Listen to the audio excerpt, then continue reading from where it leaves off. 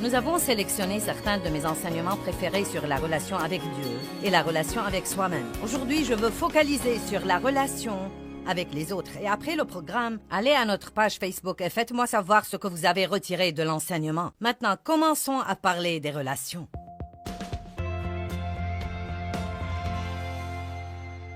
Je veux vous parler aujourd'hui de l'amour, car je crois que l'amour est la chose la plus importante dans laquelle nous apprenons à fonctionner.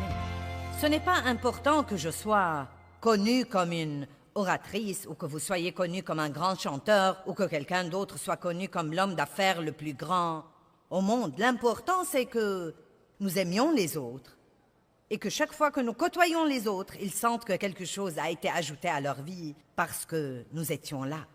Qu'est-ce que l'amour? Vous savez, nous pouvons donner beaucoup de définitions sophistiquées à l'amour, mais je crois qu'on voit l'amour essentiellement dans la façon dont nous traitons les autres. Dieu est amour et il nous traite vraiment, vraiment, vraiment bien.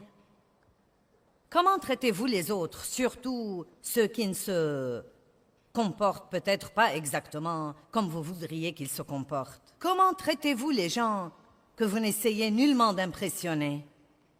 Comment traitez-vous les gens qui sont importants par opposition aux gens que vous considérez être sans importance?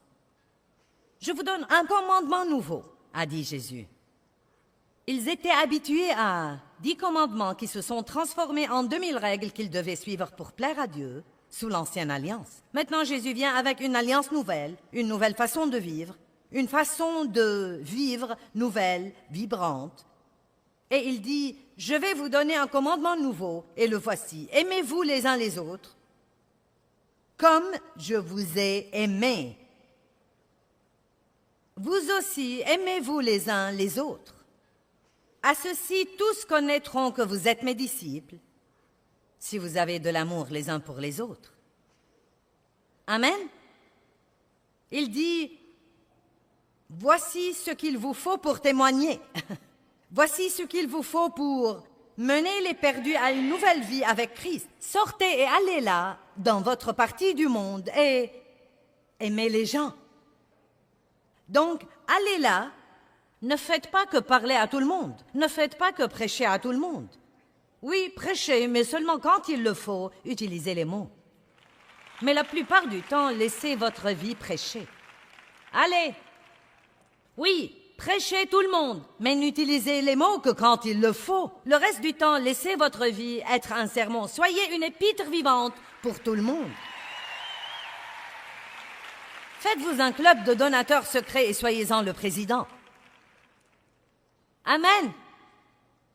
Soyez un espion pour Dieu. Sortez tous les jours et regardez. Et ensuite, dites à quelques personnes, je veux aider cette personne, mais je n'ai pas assez pour le faire tout seul. Voulez-vous m'aider à aider quelqu'un?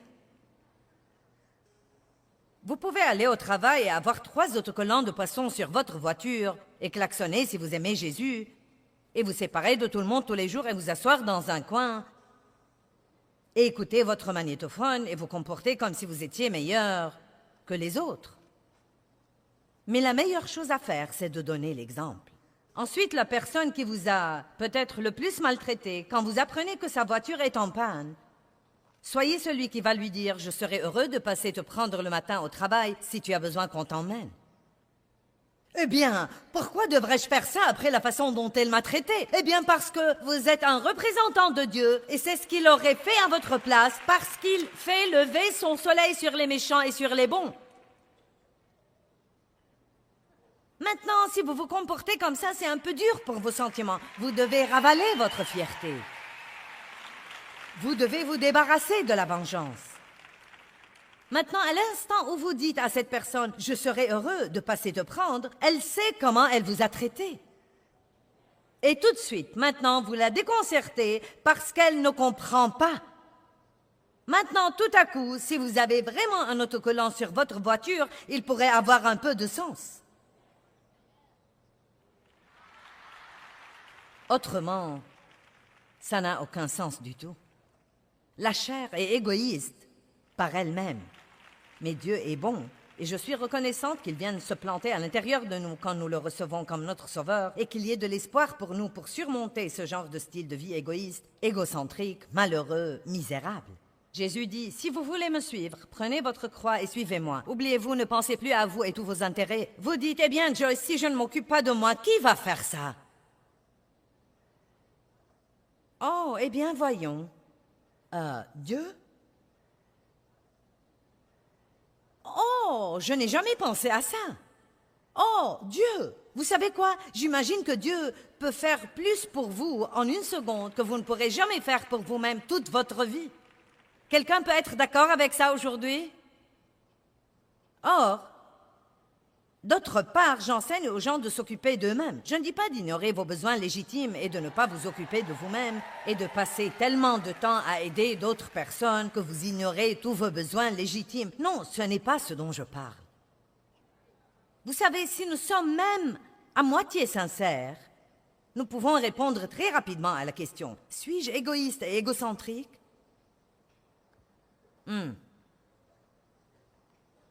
Romains 5:5 dit « L'amour de Dieu est répandu dans nos cœurs par le Saint-Esprit. » Donc vous avez l'amour de Dieu en vous. Il est au tréfonds de votre esprit avec l'autre fruit de l'esprit. Vous en êtes rempli. Je ne sais pas de quoi vous croyez que vous êtes rempli, mais c'est ce dont vous êtes vraiment rempli. Peut-être que certains essayeront de vous dire de quoi vous êtes rempli, mais je suis ici aujourd'hui pour vous dire que c'est ce dont vous êtes rempli. L'amour, la joie, la paix, la patience, la bonté, la bienveillance, la fidélité, la douceur et la maîtrise de soi. Ne dites jamais que vous ne pouvez pas vous maîtriser. Si vous n'allez pas vous maîtriser, dites au moins la vérité, je ne veux pas me maîtriser.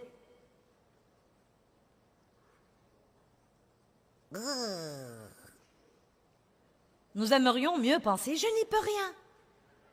Non, Dieu nous a équipés pour la victoire. Il nous a équipés pour aller dans le monde. Maintenant, il se peut que vous ayez une faible maîtrise de soi car vous ne l'avez pas utilisée. Mais quand vous l'utilisez, elle devient plus forte. Il se peut que vous soyez faible à montrer l'amour parce que vous n'avez pas focalisé là-dessus tant que ça. Mais vous avez la graine de la grandeur à l'intérieur de vous. Et je dis la grandeur parce que c'est ce qui rend en fait la personne vraiment grande. Non pas ce que nous faisons dans le monde, mais la façon dont nous traitons les gens. Vous voulez être une personne puissante? Marchez dans l'amour. Vous voulez que vos prières soient exaucées? Marchez dans l'amour. Vous voulez être heureux et satisfait et content? Marchez dans l'amour. Vous voulez une vie sociale merveilleuse? Marchez dans l'amour. Allez, vous voulez accroître votre joie? Marchez dans l'amour.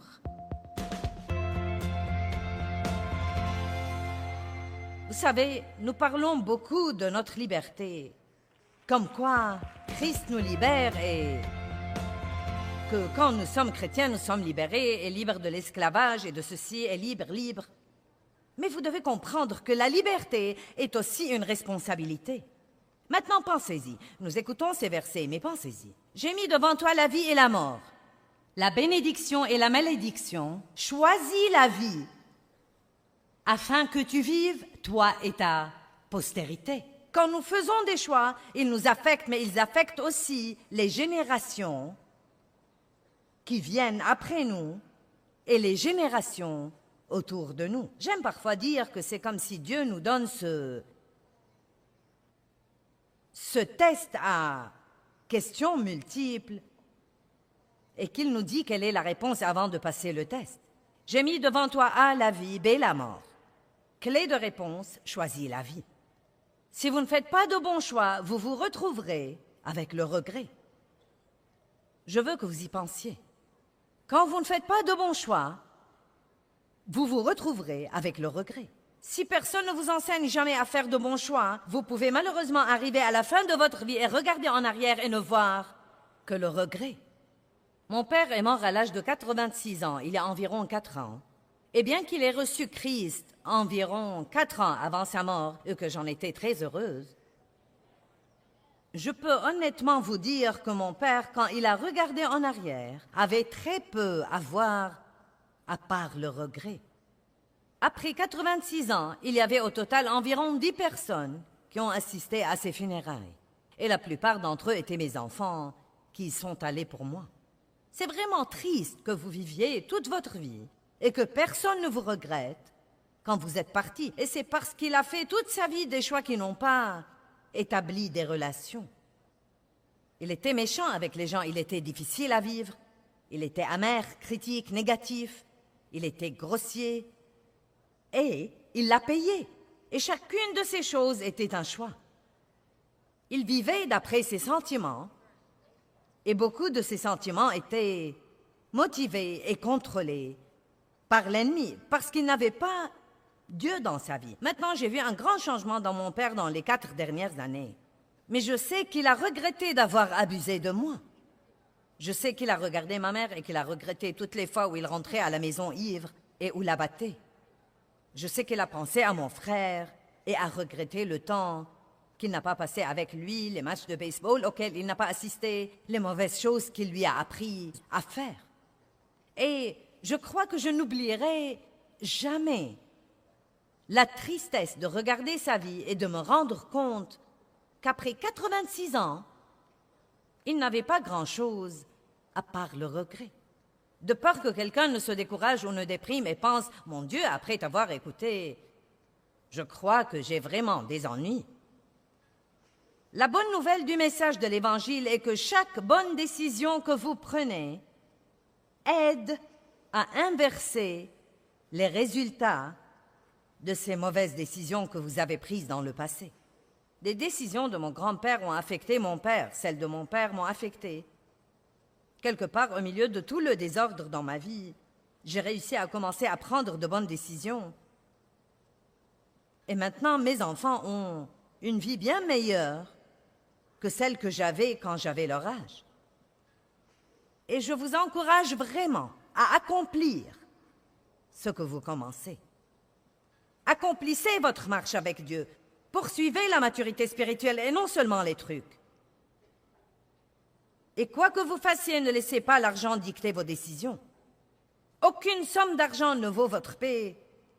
Et aucune somme d'argent ne vaut le stress avec lequel vous vous retrouverez si vous avez un programme qui ne vous laisse jamais le temps pour rien, à part courir tout le temps. Nous pouvons sûrement comprendre que Dieu a une meilleure vie pour nous que de courir. Quelqu'un comprend ce que je dis? Et j'ai fait ça pendant des années, et je croyais que je le faisais pour Dieu. Est-ce que j'étais censée faire ce que j'ai fait? Oui, mais il y avait beaucoup de choses auxquelles j'aurais pu dire non, et je ne l'ai pas dit. Et cela m'aurait donné plus de temps à la maison. Je ne peux pas récupérer ce temps maintenant. Dieu merci, j'ai vraiment de bonnes relations avec mes enfants. Mais il y avait des choses qui auraient pu être évitées si j'avais été au bon endroit, au bon moment. Si votre mariage est en difficulté, veillez à faire le bon choix. Je me demande combien de personnes qui nous regardent à la télé ont des problèmes dans leur mariage, pensent à une séparation, pensent à un divorce. Trop de gens décident d'abandonner quand leur mariage est en difficulté. Ils veulent que l'autre personne change, mais ils ne disent pas « Dieu, change-moi ».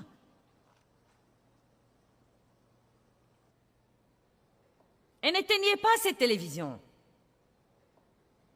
Ne pensez même pas à changer de chaîne parce que je dis quelque chose que vous ne voulez pas écouter. Demandez-vous si c'est vrai ou non. Eh bien, Joyce, tu ne... Allez maintenant, ne vous fâchez pas contre le messager. Ne jetez pas votre mariage à la poubelle si rapidement. L'herbe n'est pas vraiment plus verte de l'autre côté, vous devez la tondre également.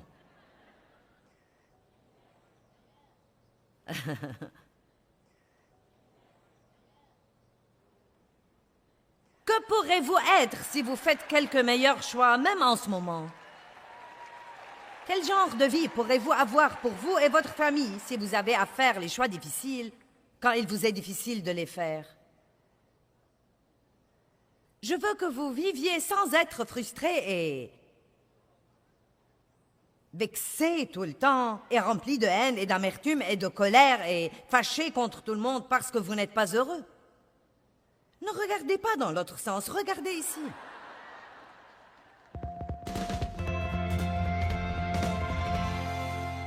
Je me souviens quand Dieu m'a dit « Tu n'es pas heureuse parce que tu es égoïste ». Et je prêchais depuis longtemps. Eh bien, je prêche l'amour tout le temps. Vous pouvez prêcher l'amour tout le temps, cela ne veut pas dire que vous marchez dans l'amour. J'ai dû faire face à ça et passer les 15 années suivantes à apprendre ce qu'est l'amour. Et ce n'est pas juste un sermon, c'est un style de vie que nous vivons. Jacques 4 est un passage qui m'a changé la vie. Je voudrais partager avec vous les 3 premiers versets. D'où viennent les conflits, les dissensions et les querelles? Et comment les combats, les disputes et les luttes commencent parmi vous? J'aime vraiment ça. Pourquoi toutes ces brouilles, dit-il? Tout le monde a un compte à régler et est en colère à cause de quelque chose. Lutte et conflits et querelles et disputes et colère et amertume. D'où vient tout ça? N'est-ce pas de vos désirs sensuels qui combattent toujours dans vos membres? Maintenant faites attention. Vous êtes jaloux et vous convoitez ce que possèdent les autres. Savez-vous à quel point c'est vexant? À quel point c'est frustrant et troublant de voir ce que Dieu fait pour tous les autres au monde et de le comparer par après à ce qu'il fait pour nous? Allez, je veux que quelqu'un dans cette salle comprenne que Dieu a un plan unique, un plan exclusif, génial, étonnant pour chacun de nous. Et ne prenez pas une attitude aigre et négative et ne dites pas « Eh bien, s'il avait un si grand plan pour moi, pourquoi est-ce que je ne le vois pas ?» Ne jalousez jamais quelqu'un d'autre. Demandez à Dieu ce que vous voulez et fiez-vous à lui pour vous le donner de la bonne façon et au bon moment. Et fiez-vous à lui pour ne pas vous le donner si ce que vous demandez n'est pas ce que Dieu a de mieux pour vous. Si seulement je pouvais chanter comme toi. En fait, je crois que je chante mieux que toi et que je suis celui qui devrait être là-haut et non pas toi. Je me souviens quand je donnais ma petite étude de Bible à 20 personnes à la maison et je faisais ça depuis 5 ans et j'avais une si grande vision et j'en avais ras-le-bol des petites choses. Ne méprisez pas le jour des petits commencements. Je voulais quelque chose de vraiment grand. De grand. Parce que je manquais d'assurance à l'époque et je ne savais pas qui j'étais en Christ. Et j'essayais toujours de surmonter toute la honte et le blâme de mon passé et la culpabilité et la condamnation que j'avais. Et j'avais besoin de quelque chose de grand à l'extérieur pour m'aider à me sentir mieux. Et Dieu n'allait pas me le donner avant que les choses ne soient réparées à l'intérieur. Parce que si Dieu nous donne des tas de trucs à l'extérieur et que nous n'avons rien à l'intérieur, à ce moment-là, la première tempête qui viendra nous emportera.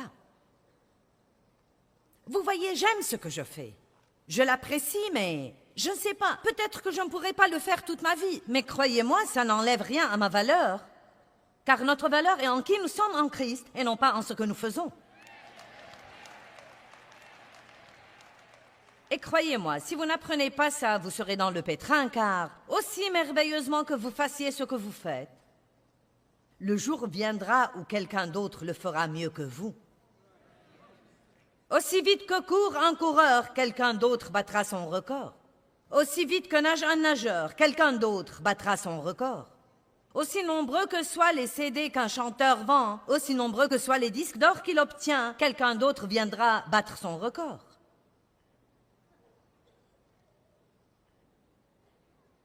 Nous devons apprendre à suivre les saisons de Dieu dans notre vie et comprendre que nous sommes tout aussi précieux en toute saison. Allez, il est temps que nous nous aimions nous-mêmes. Romains 12 dit que nous sommes nombreux, mais que nous faisons tous partie d'un seul corps. Nous avons tous des fonctions différentes, mais nous faisons néanmoins partie d'un seul corps. Et ensuite, il dit que certains sont ceci et sont cela et sont quelque chose d'autre. Nous parlons de notre corps physique qui est l'exemple que Dieu utilise.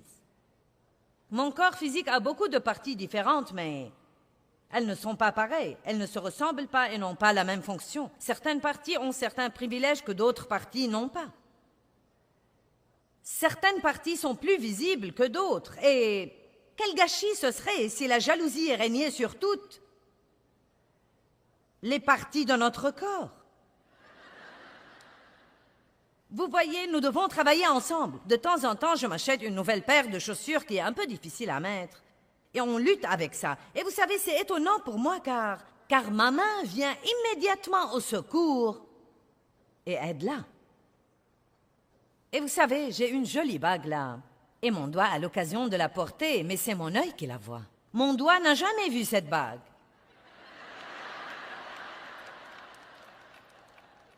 Il a l'occasion de la porter, il a l'occasion de l'exhiber, mais toute sa vie, il ne la verra jamais. L'œil n'a pas l'occasion de porter la bague, mais il peut seulement la voir. Maintenant, qu'arriverait-il si ma main disait « Je ne vais pas t'aider à mettre ces chaussures » car, à dire vrai, je voudrais avoir des chaussures moi-même. Et dans toute ma vie, comme main, je n'ai jamais eu de chaussures.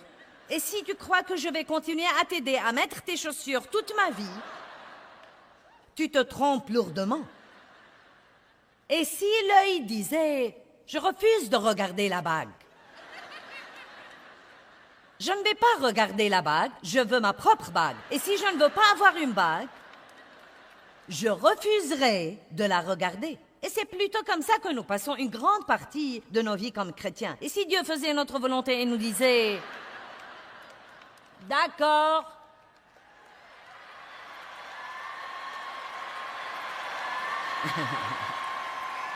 non, mais nous ferions mieux d'espérer que Dieu ne nous donnera pas certains des trucs que nous demandons.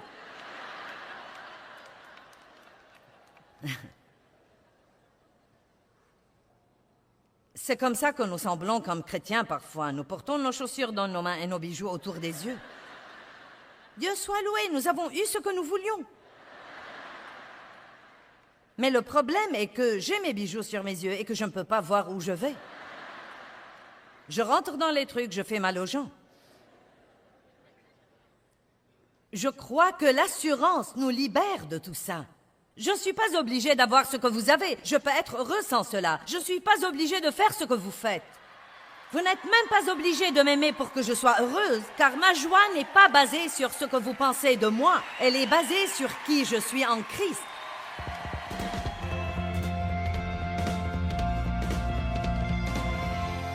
La solitude est une épidémie dans la société d'aujourd'hui. Et elle est due en partie au fait que beaucoup d'entre nous se sentent trop occupés pour cultiver des relations saines avec Dieu et avec les autres personnes. En fait, je crois que beaucoup de personnes ne savent pas avoir de bonnes relations avec quiconque, même pas avec eux-mêmes.